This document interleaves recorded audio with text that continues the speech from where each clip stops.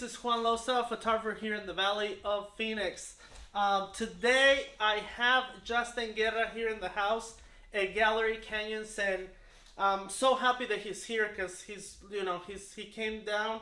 He's a traveling photographer, and I think he's going to New Mexico next, right? Santa Fe. Justin, Santa Fe. There we go. Yeah. So I'm really excited that he came. He can see his photograph on the wall. Being represented here by Gallery Canyons. But Justin, I wanted to ask you some questions. Tell us a little bit about yourself. Sure. So I, like Juan said, I'm a traveling photographer. I travel around with my wife. She's a traveling PT, so I have a good opportunity to see a lot of the American West. That's awesome. I love the Southwest, the desert, but we get up, the mountains, the plains, try to get all over. And I doing landscapes, nature, outdoor stuff. I have a big advantage just getting to travel around. I feel really lucky. Yeah, that's awesome. Yeah. And we see a lot of your photographs online, of course, on social media. That's where where you present your work. Mm-hmm. But through the process of you getting inspired by certain landscapes or traveling through the Southwest, Mm-hmm. what do you see and where do you stop, and where you can kind of judge that this is a photograph? Should we stop here? What's sort of the process? Yeah. So I've always been big into like hiking, backpacking, just being outside, outdoors, and having a camera along with me. That was a way to like kind of supplement the hiking hobby. Yeah. So I go out hikes with my wife, bring my camera, wait for the light to pop, and kind of try to take advantage. A couple years ago, I started shooting film, so I really kind of dove into the process of analog, developing film at home, shooting with all the old-timey cameras, and that kind of drives my kind of creative process awesome. now. Yeah, so as far as I know, you only shoot with film at this time, or do you also use digital? I shoot both, primarily film, especially for personal work, Okay. but I still have a couple digital cameras I enjoy using, but they don't inspire me the way that film does. Interesting. Yeah. What is it that sort of, you gravitated towards film? Was it something that happened in the process when you were trying to experiment with photography? Or just tell us a little bit about how you end up with film. For sure. A lot of it is just like the process of film, and it's so cliche in the community to say like, oh, it slows you down and the aesthetic and all that. But there's a lot of truth to it. Like, I love having a film camera and not being attached to a screen. Gotcha. So shooting film and then not seeing the results till later. Of course, there's like a lot of unknowns. Like, the cameras are super old; they break all the time. Right. And I've had so many frustrating moments where I'm just like, oh, I just wish I shot this on digital because I would have had that shot. Right. But when it hits and works, there's like nothing like it. There's just, like I said, some of the photos that look like paintings. It mixes kind of like fine art and photography together in a really special way, I think. How many film cameras do you own? I primarily shoot with 3 at the moment. Okay. I have 2 35mm cameras. One's an SLR, it's a Nikon F3, and then I have a rangefinder, a Leica M6. And then for a lot of my landscape work, I use a medium format Hasselblad. Oh, wow. Yeah, 500 cm. And I primarily use that on a tripod. The negatives are a lot bigger, so you kind of get like big resolution and detail. And yeah. That is awesome.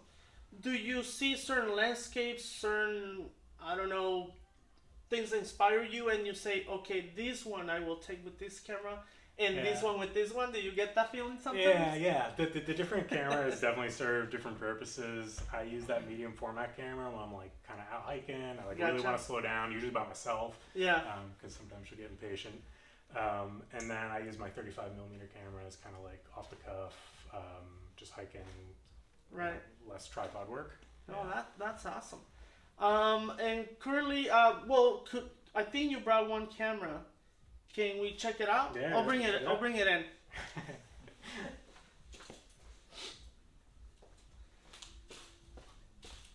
So here's one of his cameras, which is the Leica M6, right? Yep, Leica M6. It's a rangefinder, 35mm camera.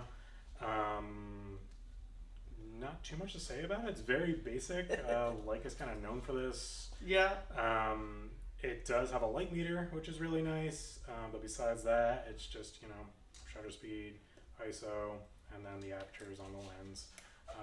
The rangefinder focusing is really kind of what Right. connects with me. Just the way my eyes see, the way you kind of focus is you have two patches, and when they line up in the viewfinder, then you're in focus. I don't know. It's just something about it. Clicks. Right. Yeah. I mean, talking from the history point of view of this camera, it has a lot of history. Mm-hmm.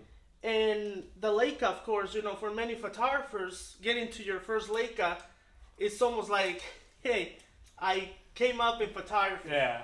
Truly, just because of the history that has.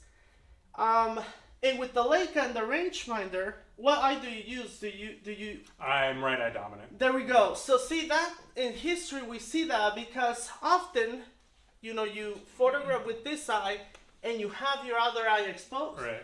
You expose it to the world and what you see, right? Yeah. What the connection I'm trying to see here and what I see is that you have, it's a camera that in history has been known for the greatest photographs been taken through it, but also I see the beauty of your photos, and I see the intimate connection between his camera, his eye, and his vision, and of course that shows up in his photo work. But yeah, that's just wanted to point that out about your work and your vision. I mean, definitely shows up. Yeah. With an amazing tool that we have, and of course his own personal vision. Any favorite landscapes that you want to tell us a little bit that you remember, that you really kind of had a spiritual way with it, or just you really always remember that photograph? There's a lot. One of my favorites is actually one we have here in the gallery. It's Yoho Thunder. We have it on the wall here. Yeah. Mm-hmm. And it's when I was traveling through Yoho and Banff, living here for the first time with my wife, and we stopped at this waterfall, Wapto Falls, which is in Yoho National Park. And I had to get a shot of the falls. Right. I lugged a big medium format camera down there. There it was really heavy, and I was like, I need you to be in the shot for scale. So she went and hiked up this mound a good distance away so she could be in front of the falls, so I could kind of show the scale of the falls and the mountains behind it. She was wearing this like old, folksy cowboy hat, so I was like, put your hand up, and like she couldn't hear me with the falls and everything. Yeah. So I get her in the perfect pose, and like I said, I'm a distance away, so she can't really hear me, and I take the shot, and the camera, like I said, their old thing jams. Right. Yeah. You never know.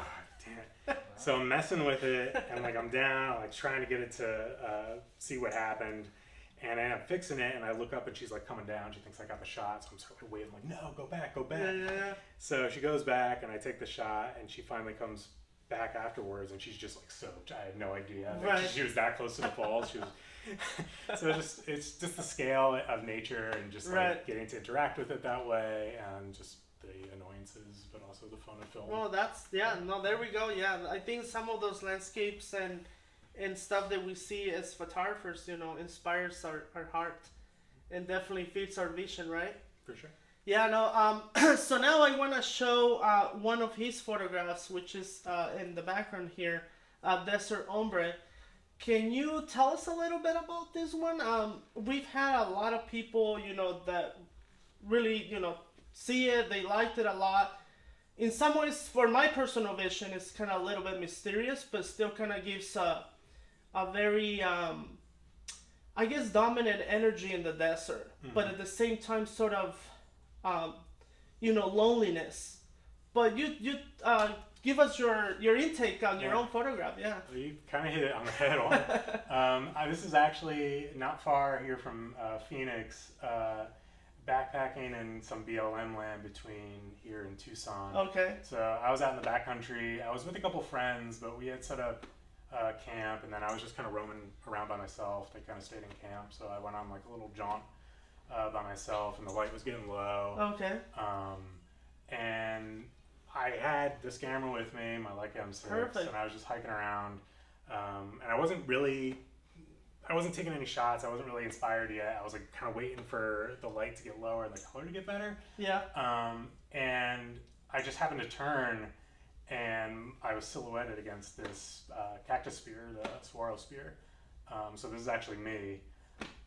That's awesome. And the hardest part was holding the camera and then framing it without having the camera as part of the shadow. That's right, yeah. So I kind of held it against my chest vertically, and you must have really tightened your arms. Yeah, then, right? all I wanted was just my hat, kind of, and my upper body. Yeah. Kind of silhouetted against the cactus. So I kind of held the camera vertically against my chest, and being filmed, like I just got lucky with the framing, and it actually kind of, That's turned out awesome. pretty good. Yeah, so it's kind of one of my favorite self-portraits, Yeah, I guess you'd say. there we go. Yeah. No, I do a lot of self-portraits myself, so I get it. You get it. No, I like it for sure. Yeah, no, thank you for that. For that explanation. I'm sure a lot of our viewers will, they like to kind of listen to the story. Yeah, for sure. Yeah, there we go. Another question I wanted to ask, kind of going back to how did you get started? Did you always had like kind of interest in photography since a kid, or that came a little bit later? Definitely a little later in life. I took courses in college. Okay. That was like the first time I shot film, the whole darkroom thing, Sure. which was fun. But Yeah. I kind of got sidetracked after that. I ended up joining the Peace Corps after college, and I lived abroad. Gotcha. In Mongolia. Oh wow. For a little over 2 years. I brought a really small digital point and shoot with me. Mm-hmm. And after I got home, afterwards, I started looking through the photos, and the entire time I was there, I probably took less than 50 photos. Wow. So I was just really bummed. I was Yeah, like, I have yeah, no yeah. photos. So after that, I was like, I want to travel more. I want to see the Yeah. world more. But I wish I had pictures of some of those memories. So I forced myself to buy my first DSLR. Right. And after that, I got a job. I was traveling around Southeast Asia, so Thailand and Burma and Laos and stuff. And having the camera, because it was so big and I was lugging it around, it forced me to use it. And then I found I really enjoy this. Oh. So just the travel landscape thing, that's kind of how it started. That's awesome. Yeah. In Mongolia, did you end up meeting some of those tribe people that have the big eagles? Yeah, eagle hunters. Yeah. The eagle hunters? Yeah, a lot of them live out in the the western part of the country, and close to Kazakhstan. Yeah. Yeah, but yeah, they do the big festival every year. Wow, that's one thing that I would definitely one day I would love to see. That's cool, man. And that's where I keep myself now, right. And I was taking it seriously then. Very cool There's photos. A lot of really cool moments. Well, you can always go back one day, right? I plan on it. Any other? Well, I know you told us that you're traveling to New Mexico. Mm-hmm. Do you have any expectations of what you might want to photograph, or do you just kind of let sort of come in as you go through your trip? Definitely want to get out hiking, going to White Sands and some other areas in the state. But I'm excited to kind of branch out with some just old architecture there. Okay. Take some photos around some of the pueblos and some of the old buildings in the plaza. Awesome. I'm excited to just be able to wander the streets and Well, that's awesome. With the camera a bit. Yeah. Well, this wraps up. Justin, thank you so much for your time. Also, I'm very grateful that you came by and check out the gallery, and of course your photographs on the wall. But this wraps it up. Thank you very much, and we'll see you next time at Losa Photography TV. Thank you, Justin. Thanks, Juan. All right, that was good. So I'm thinking.